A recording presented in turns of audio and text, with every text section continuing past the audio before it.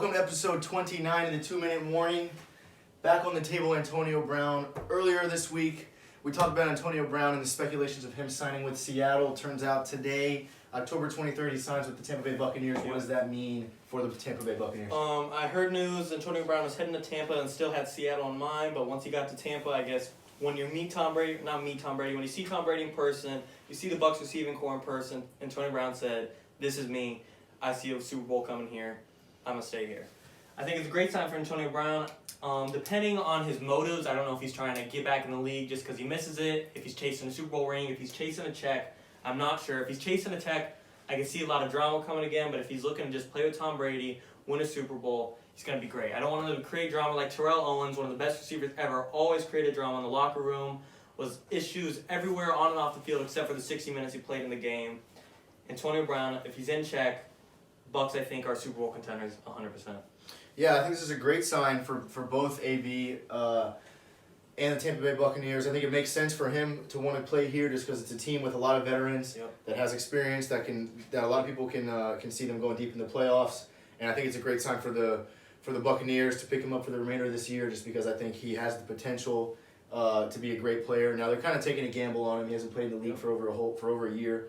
But I think this is a great sign for the Bucs. I think the odds are in their favor that he turns out to be a great player still. Even if he is not 100% what he used to be, even a fraction of that, he could still be a top 10 receiver. And I think he'll end up doing big things to help his team win. And that's exactly what we said about the Le'Veon Bell pickup. Both guys, both from Pittsburgh, went to bad teams, and then now they're trying to redeem themselves.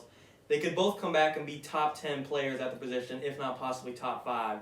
So the risk-reward factor for the Chiefs and the Bucs are just highly in favor. They're not paying them much. It's only for the second half of the season pretty much. Both teams have just, if not already weren't Super Bowl contenders, are now locked in. I think the Bucs are 100%. The division were up for grabs between the Saints. They're 100% going to take it now. They'll still have to play the Seahawks and the Packers in the playoffs, obviously. But with the Seahawks not gaining Antonio Brown and the Bucs gaining him, I think they could take out the Seahawks in the playoffs. Pushes them a little closer. Now with the receiving core that Tampa Bay has with Godwin and Mike Evans and Gronkowski, I don't necessarily see Antonio Brown being someone that's a superstar there. I think he comes in specific spots. In maybe he only has 2 catches a game, if that. But I think when he does come in the game, he'll make plays happen. And he won't be on the field all the time with the offense, but when he is, I think he'll have a great influence in helping that team win. Yeah.